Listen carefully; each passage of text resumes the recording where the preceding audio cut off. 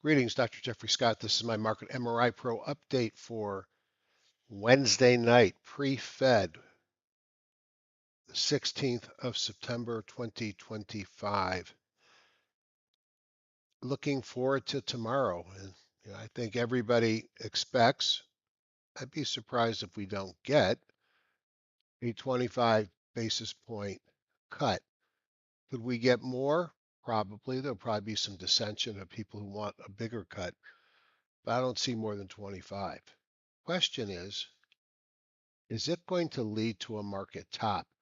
There's so many people calling for it, and things from the back half of September is worse. If you follow the DeMark indicators, which I'm a student of a lot of things, but I won't say I've sorted those out. You got a big nine here, which is a sell setup, or at least a change in trend direction on the S&P 500. That's kind of interesting. But let's take a look at the market, see if we have any ideas on how we're going to play it. Again, my name is Jeffrey Scott. MarketMRIPro@gmail.com is how to get a hold of me. And my Google group is called Top Down Trader. This is for educational purposes only. Anything I ever talk about should be taken in the spirit of education and not investment advice. The intent of this video is to show you how I use my tools for top-down analysis. Trading involves risk. You are solely responsible for any investment decisions you make. I may own or intend to buy or sell any stock mentioned in this report. Trading stocks and options should be considered risky. You should consult with your financial advisor before making trades. And I've got tools in many different platforms and MetaStock to be launched soon. My Google group is called Top Down Trader. I do this instead of Discord or Circle or any of the other platforms for a couple of simple reasons. One, it's free. Number two, I don't want something when I'm working full time where I feel like I need to be constantly in the site, but I am going to transition this to a different platform and make it more interactive. I'm just waiting for the right time. And that right time will still be a little ways away when I have more time in my day job so I can actually pay attention to it. Just go to Google Group, go to all groups, find Top Down Trader, and let me know how you want to be contacted. My upcoming live meeting, there's still seats available. If you're thinking of going, please let me know. I've got to give a number commitment soon, and I want to get some idea. I've got another few weeks before I have to get that to him. But by the end of the month, which is in 2 weeks, I got to lock it down. So it's October 26th and 27th. Marriott Palm Beach Gardens, 2 days packed of education and one-on-one software instruction. I think Praveen will be there to help as well. 12:50 include breakfast, lunch on Sunday and Monday, dinner cruise on Stocks and Docks, the yacht Sunday Eve, weather permitting. The hotel's 155 a night. And if you really want to get educated and get a 2-for-1, not that it's a discount 2-for-1, John Person has his live meeting October 24th and 25th at the Hilton Garden Inn, which is a mile away or less than a mile away. Come for both, pay once for airfare, pay twice for the seminar, but go home extra smart. And if you attend my meeting, you'll get $400 to use towards anything that I can control cost on. So that might be my live meeting next year in Palm Beach. It might be TradeStation tools if you don't have them, my TradingView tools, my Market MRI Pro app, or any other tools that I release that I can control price. Again, my name is Jeffrey Scott, and contact me at marketmripro@gmail.com. I know a lot of you are on the fence, and Gallardi, I'm talking to you too, but there's nothing better than live one-on-one and discussion. Know your news and earnings. So we got some housing starts and building permits at 8:30. Yeah, they might matter to some, but boy, it's the red flashing arrows. The Fed announcement. What will the Fed do? They could shock us to 50 basis points. I'm not sure that the markets will like that. I would worry about how the bond markets feel and what the back end of the yield curve does. It could go up, which is not what I think the president and the Fed wants. Not that they want the same thing, by the way. Um, I don't think zero's in the cards. And I think perhaps it's 25 basis points and then a hint of what to expect as we go further this year. And I think that might make the most sense. But hey, I've been doing this a long time, and how the market responds sometimes surprises me. Um, We are at a high PE. Some people think we go up significantly more before the end of the year. I'm not against that idea. I just think a pullback here, a short term, would not be a shocker. So we'll see what happens if we sell the news. Earnings, there's still a few things left. Lennar Thursday afternoon will be interesting. Give us a viewpoint on what housing is and are they going to hold up okay from a corporate perspective. As I say in the lower right hand corner, and I mean it, it's a judgment call to hold stocks over earnings dates. It's just bad judgment to not know when your stock's earnings date is scheduled. For more information, my email again, marketmripro@gmail.com. Praveen is coding at marketmripro.com. Consider joining the top down group. And if you really want to be a hero, while you're at the meeting, imagine your loved ones sitting on the beach 5 minutes, 10 minutes away from where you are. This is the Marriott Singer Island. It's too expensive for me to hold my meeting there because people will find cheaper places and all have to drive to the island. But it is one right turn onto PGA and just stay on it from where the hotel is. And 10-minute drive, give or take, you're at this hotel. If you bring your loved ones, they'll be very happy with you. It's a beautiful beach. I should know. I used to live next door. On to the charts. All right. So we start with the daily briefing. Today was interesting. I had a great day. I can't wait to show what that account that I talked about in July is doing. I'm so afraid of sharing it. I'm a very superstitious guy, and it took a lot for me to show what I showed before. But my goal was to double it again. But doubling it again meant I had to double the extra 500K I added to the account after I doubled it the first time. And folks, I am almost there. Um, and I will look forward to showing that sometime soon, barring a collapse of the markets that take me with it. But I think I'm protected for that. So today was a soft day in the market. If we look at performance, we can see volatility was the highest and Bitcoin was up. Bitcoin's rallying. You can see it's up almost 5% this week or a 5-day change. And you can see both of those closed at the top. What didn't close at the top was the rest of the things. Q's down a little bit, Spider's down a little bit, Diamond's down a little bit more, and Russell down almost a 0.5%. So nothing horrendous, but everything drifted lower as we got towards the close, and the dollar was down 0.62. I don't think the dollar likes rate cuts, especially when the EU is holding. And I was just in Europe, and yes, things have gotten more expensive because of the weaker dollar. If you look at the new highs minus new lows on the NYSE or the NASDAQ, still positive, but they've come down. If you look at one-day change on the S&P sectors to see what was working today, energy, discretionary, staples. Staples has been weak, so that's come up for a while. What wasn't working, utilities, real estate, communications, tech. So kind of a reversion, flip-flop around a little bit. Discretionary has been consistently strong. Communications has been a big leader. You can see 6.97% has led over the last 20 days. And then energy and discretionary are right behind it. From a theme perspective, what was working today? Cannabis. And I just, maybe I should take this off. It's such a cheap ETF and it moves so much up and down depending upon the wins in Congress. But oil exploration up 3%, biotech up a little bit, China consumer discretionary, blockchain, clean tech, KWeb.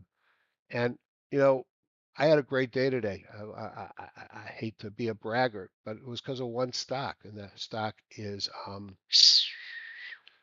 don't Baidu.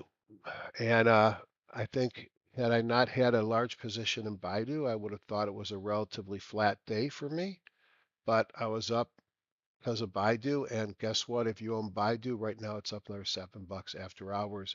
I think it likes anything positive that happens with the U.S. and China and with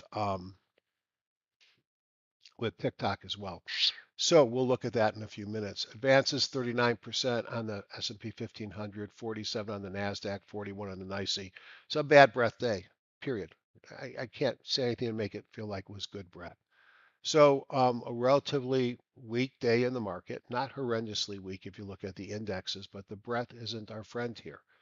If we go back to the timing model, I don't expect to change. This is the weekly. If we just look at the green tonight, we're at a buy on the spiders, Qs, diamonds, and Russell on the intermediate time. If we wanted to look at the monthly, which I don't usually do, we're in a buy on the monthly. And if we go down the daily, which may take a little bit, there we're faster today. Look at what we got on each of these. We got a reversal today on the spider, a reversal today, meaning they opened up, opened positive and traded down and closed below the open. So you got a red candle because it's down on the session, and it's red because, it's filled because it closed below where it opened. So both of those could be something, maybe not. You look at the Russell, another down day with a kind of a hanging man doji, and also a down day on the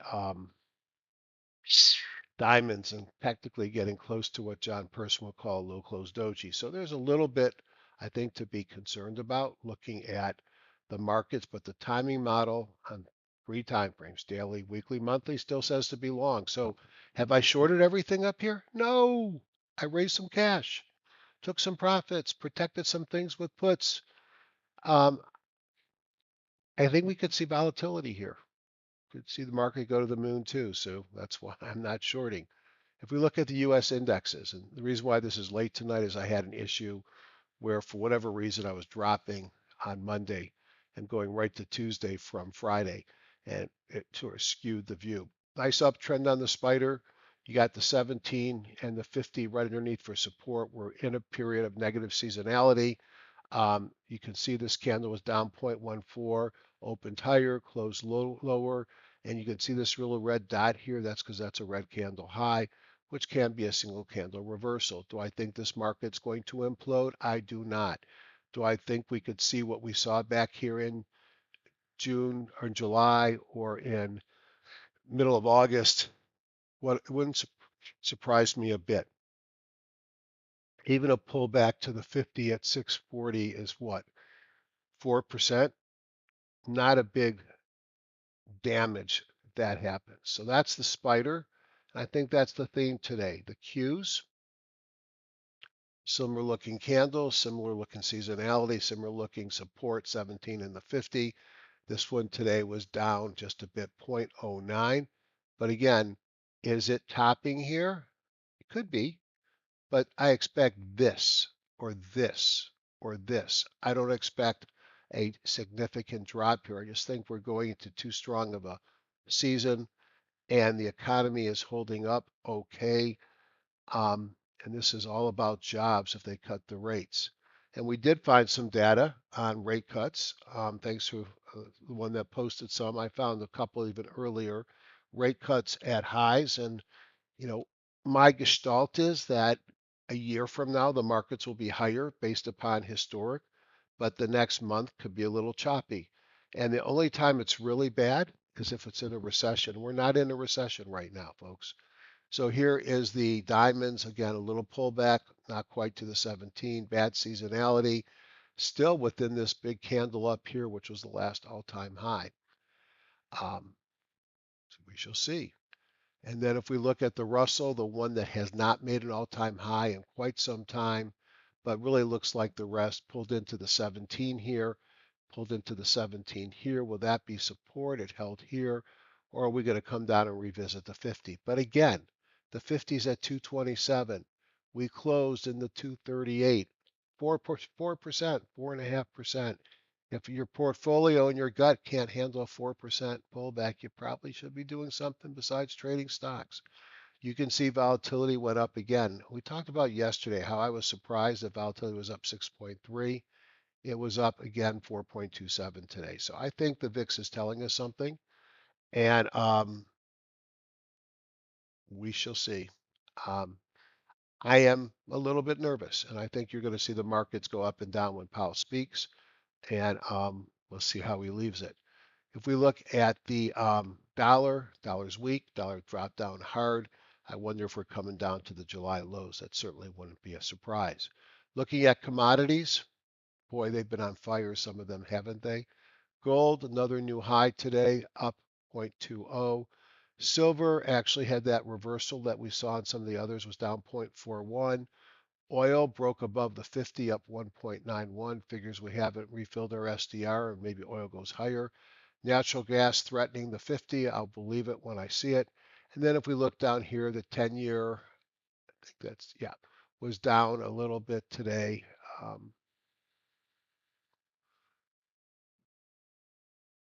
As was the 0.28 on the 30-year, 0.25 on the 10-year. So they're just easing a little bit. We're nowhere close to that 5%, but it's where the 10-year and the 30-year end up after the rate cut tomorrow that I think the market's going to determine what's going to happen. Buckets. We're building up the buckets below. We're nothing bad. 9%, 13%, 8%, and 6%. You could see the NASDAQ is holding up the best and still has 8% above.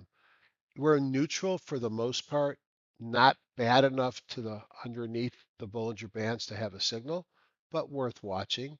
When we get to 25 or 30, then you know it's time to buy. Right now it's neutral. Market breadth, had an issue where I don't have the NYSE for today. You could see we had one of these reversal candles on the NASDAQ today. Interestingly, we do have the stocks above the moving averages are coming down. If you look here, new high, new lows were positive on both, but the AD lines are negative again. Up, down volume negative on the NYSE and another bango on the NASDAQ before it reversed. I think we got a market here that, again, did this kill the market? No. How beautiful. We stopped at the 50 August 1st before we had this great rally. This would not surprise me to see that again. The deeper market breadth, and we will push this at some point out. I'm not trying to keep people from getting it. I just don't have the ability without Praveen to push it, and it's on the list to get done. Up left is the spider. The next is the NASDAQ composite. Down here is the Russell, and to the left is the S&P 1500. All of them are at or near all-time highs. And the Russell, I'd have to go back further to the left to show you their all-time high. All of them have the same thing. Stocks above new high, new lows, or 13-week new high, new lows are coming down. Stocks above the various moving averages are coming down. AD lines are coming down. So all-time highs with all these divergences are more reason to think a top could be in. So my timing model says it's still okay to be long. These divergences and the worsening breadth tell me to be careful. I probably have too much to the long side, which means I will use any rally at the open in the morning to, if we get a rally. Right now, futures are mixed, but I might take some profits in the morning. I've got puts on some of my big profits. I mean, this has been a stock pickers month, and I'll just tell you three names that I've talked about: GLD, Oracle, ORCL, and Baidu. Oh my gosh, now it's up to 132. Have really driven my returns this month. Have really driven my returns. It's up $9 now. Wow, that is amazing. After hours. So you don't have to have every stock in the market. You don't have to have the flashy ones. But I like to say when I think about trading, I need a lot of singles. I need to be right, not quite half the time. I need to make my losses minimized, but I need a few home runs. And I don't usually get 3 home runs in 1 month. This has been a great year. And I think my returns will show that when I share them with you. Not to say that past performance means I'm going to be doing this forever, and not to say you listening to me gets you any performance, but remember, I'm educating you. I'm not telling you what to buy. And one of the problems, if I did tell you what to buy, what would happen if I didn't tell you when to sell? That's a problem because selling is an important part of trading. So be careful tomorrow. Let's hope if you're long, let's hope you win. Because I'm still mostly long. But like I said, I protected a lot of profits. August has been, excuse me, September has been, or August and September have been quite good so far.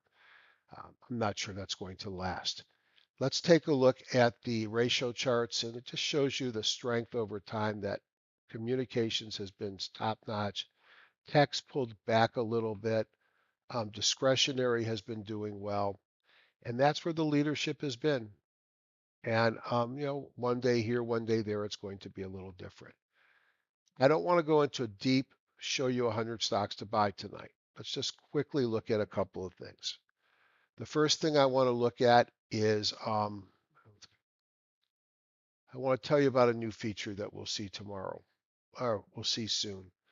Um, we've made a change to the user list. And let me get through the next bit, and then I'll boot up the staging environment and show you. But we've heard from you, you wanted to be able to type things in, copy and paste. And I thought it'd be out today. I mean, Praveen's on the road, so it'll probably be out tomorrow. But, you know, one thing that I like to do is I like to go to that top-down view. Rank by percentage is one way to look at energy, communications, and staples. They haven't been the leaders. I might look at by 2-day momentum, energy, tech, and communications. That might be where I want to look. You can see here that's 989 stocks. These are the different industry groups in those three. Let's put that on a two-day as well, short-term momentum. Coal, semis, refiners, hardware, oil exploration, content, oil, advertising, gaming, drilling. There you got 10 different industry groups in the leading sector, 321 stocks. Let's just filter this for price and volume. 194. Let's rank them by up impulse indicators, things that say the stock is moving. Let's take a look at what we got. Cord, this is an oil exploration stock. If I see down here, I've got momentum, breakout, volume, and a gap and a CPR. Got really good volume, and it took out the 200. I might go up here and look at the fundamentals and see 11.5 is the next earnings. They're projecting $2.07, and that's not growth. Okay, but the multiple is 12, pays a 8.75% dividend. That's pretty interesting.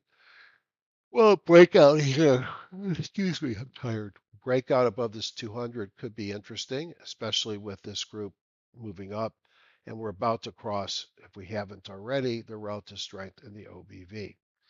PAR is another explorer. And here's one with a very different story, $1.29 coming in versus losing 10 cents. That's pretty exciting. Doesn't pay much of a dividend, 1.4, kind of a cup and a handle getting ready to break out. Oxy, the one that Warren Buffett bought around 60. This looks like where I think Ford may go. It's broken back above the 200. I think this one looks great here. Let's go up here. It's going to have 49 cents versus a dollar. Well, it's the story of the day. Prices are down. Revenue has been pretty steady. Pays a 3% dividend. Pretty big PE for an oil producer. But that's Oxy Petroleum. I guess it's got the Warren Buffett premium. Obsidian Energy. So what you're seeing here is a lot of exploration stocks. CVI is a refiner. These guys typically pay a dividend. This one pays an 8% dividend. 22 cents will be coming in versus a loss of a nickel. So that's kind of interesting. So I might start by looking at that. I don't want to go too deep on this because of the obvious market moving things that we're going to find in the morning. The other thing I do is I like to do bottoms up. So this is top down, favorite industries, excuse me, top sectors, leading industry groups, give you the stocks. And then I do various manipulations of the data to bring the best to the top. The other thing that I do, and I really am proud of how we built this in, we want to make your life easy. It may not seem like this is simple, but it's designed to be simple. 3759 are the number of stocks that we're looking at tonight. And that are the stocks in the NASDAQ, the Amex, and the NYSE that are trading above a dollar and 100,000 shares. All right, so it's pretty inclusive. That number will change as the market goes up or down. Up across here, you have the number of up signals. So when I just rank by up signals and I look at 5, I don't know if this stock's any good. It's kind of ugly to me, but whatever. This is a weird stock. I filter out, let me just start by filtering out price and volume. That gets rid of stocks that are like that. Could be all be appropriate, but I don't buy stocks that are that cheap. So Steel Dynamics had a big gap up today. That is one of my trading signals. It had big volume, and if we start here, it had momentum, breakout, volume and gap, CPR, and it's got the EMS. That's why it lit up 5, because it's got 5 blue dots. So this is one that came to the top. So I'm ranking them. I don't want to buy stocks that are, this is what I've been looking at as well, PAGs. I don't want to buy stocks that are going sideways. I want to buy stocks that are starting to move. And so these impulses, which are just common things, tell me that something has changed. So that's one thing that I will look at, up and down. And then I have a trending indicator, which is called the bongo. And I have both the daily and the weekly. And this is telling me how many days, go back to steel, the daily just changed. And we've had 5 weeks on the weekly that we've been in an uptrend. Then I have 3 different um, momentum time frames: short, intermediate, and longer intermediate, if I want to find what's moving. And then these next 3 numbers are very important. If it's green, it tells me that the on-balance volume is higher than its moving average, and it's been higher for 26 days. Okay, that's pretty cool. And then I like to look at relative strength, not the IBD relative strength. I use that too, but stocks whose relative strength versus the spider is crossing over um, its moving average. And when I see this pattern, it tells me it occurred today on both of these. You can see it moving up here today. Now, this is the daily. We're also telling you the weekly. Those are some of the things that I like. In fact, everything here is over there. This is the high jump. If it's at 100 or above 95, it tells me it's extended. It's at 82. I could buy it. I have on my charts, in green is a 17-day signal, white's a 50, red's a 200. This is a chandelier stop that I like to leave on and see what it's doing. Regular volume, and then my dots: EMS trading system, CPR trading system, gap, volume, breakout, momentum. The yellow line is the squeeze. These 3 green dots represent it's coming out of the squeeze, because I can search for that too. Here's your Wilder PSAR, and this is the red candle high, and the blue should be green, but a green candle low, giving me different signals. This is the relative strength versus the spider and a moving average. This is the OBV. The other thing that I do is I built in, I, big word for Praveen, built in a couple different things. I've got patterns: pullbacks and uptrends, retracements and downtrend, bottom fishing, and rockets. I have trading systems: Momo up and down, crosses, EMS crosses, multi-time frame CPR, weekly bullish and bearish reversals. And then this dynamic systems, long and short. Those are a number of different trading systems that I've developed over the years that I use. Then we can continue and look at things like um, above the 200, weekly bond go up, meaning in an uptrend. And then I like the 17, the 50, and the 200. Support means it's pulling into it and it's closed above it. Resistance is coming from below and closing below. And then crosses up and down of those moving averages will help me find things. Rank above 80 would show me only those stocks that have an IBD relative strength above 80. Now remember, I got a filter in here. So of the 3759, I think we turned it back on. Let's just see. I know we've been testing that out, rank above 80. And you can see, nope, it's got to be turned back on, because Agilent would not be the only one with a rank above 80. But that's one that we've been testing out. And then stocks where the rank's at a new high. So there's a number of different filters here to take this big list and identify specific actions, trading systems, price, or volume. Those who follow me know that I have a secret weapon. And that secret weapon is 2 days of momentum, filter price and volume, And I want, let's see if we can find any above the 200. Hit OK. WBTN, Webtoon Entertainment. There's some kind of weird deal going on, I think, with, I don't know if it was Disney, but it's not following that. Healthcare, Tango Therapeutics, big uptrend, sideways move. Looks like it's trying to break out here. So now I'm going to go into this and see earnings are not to the fifth. It doesn't make money, doesn't pay a dividend. Not my favorite kind. So something's being developed. So was there news over here? Revenue drops. I'd have to read about it, but I'm going to bet right now that I'm not too excited about it. All right. Curix, probably a similar story. Wow. An IPO that's gone from 4 to 9 in about 5 trading days. Probably worth learning about it. Not a pattern that I would typically buy. You'll notice right here you have these 3 dots above where the squeeze would be. That is, I'm looking for 2 in a row or more has been a trigger of big moves, i.e., um, Ivanhoe Electric Technology, big pullback off this high. Um, it's got a lot of things ahead of it, like the 50, so not my favorite. EMPD,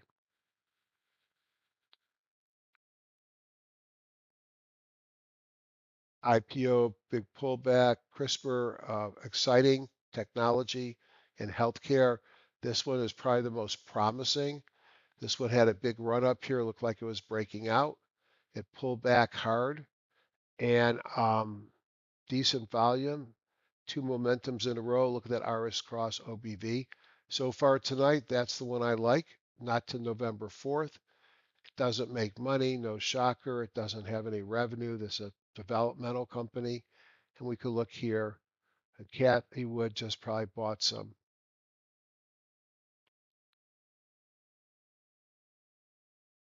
So you can read about it. CRISPR technology is gene splicing and attacking genetic diseases by changing your genes. It's very exciting.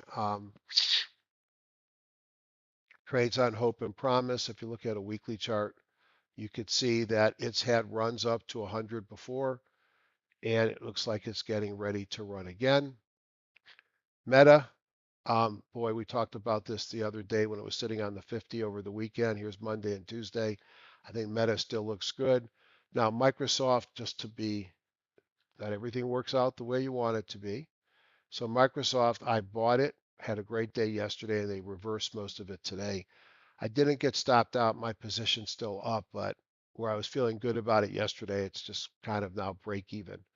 And then AVAV is a AeroVironment. I wonder if this is a drone company.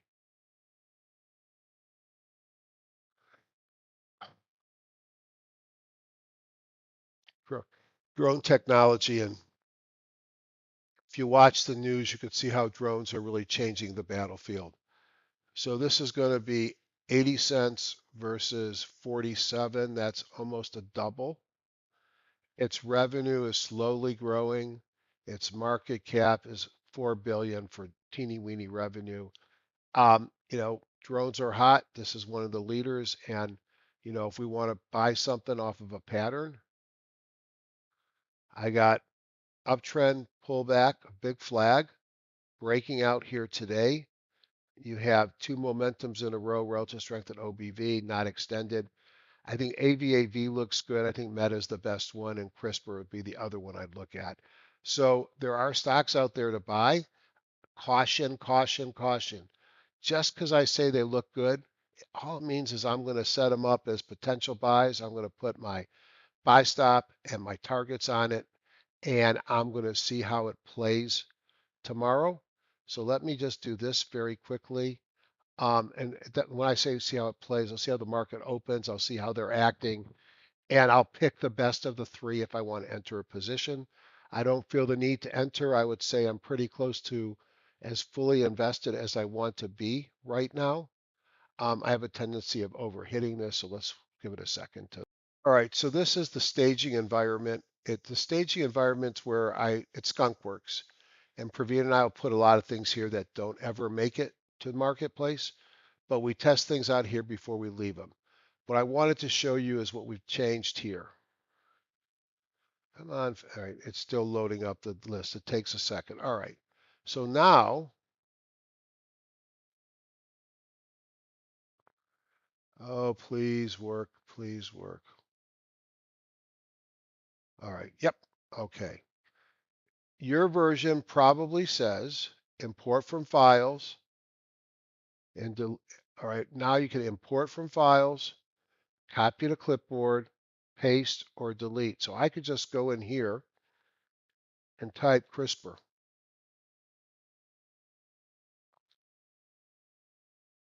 CRSP. And guess what? I spelled it wrong, but I could edit it. Now hit CRSP. So now I got CRISPR in there. Okay, and I try this again. CRSP.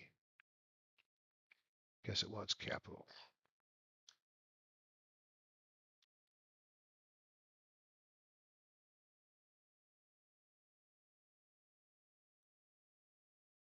All right, so I was able to add CRISPR. All right, let's say go into HDSI and I want to look at their top 50.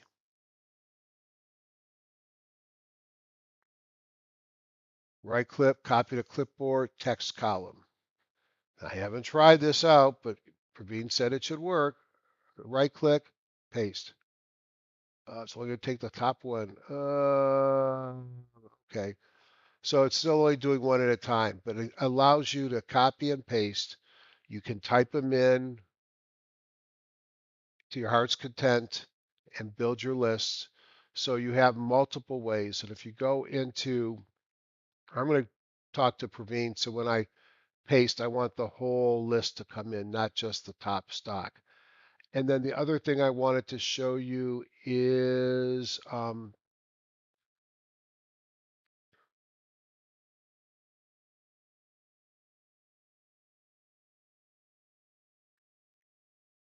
let's drop this down and go to my impulse. Now when I right click, I can pick where I want to put a stock. I can create new lists, but I can move that stock to any specific list. And that to me is pretty cool. So some of the changes we're working on, I'll make it so the whole list comes in, not just the first stock. But we want to improve the user interface, the look and feel. I've got some other ideas and I've got a bunch of other filters like squeeze that I want to add in as well. Goal here is make it easy. Now think about it. You're going to say how complicated this is, how difficult it is. I'm going to hit stop. We're at 38 minutes. I've now gone through a top-down review, looked at multiple ways at market breadth and what I think the market's doing from a timing perspective. I was able to go through sectors and industry groups and stocks, and in 40 minutes, I identified 3 stocks I like that I'll look at tomorrow. That's what this is about. Have a great day and be careful. It could be volatile.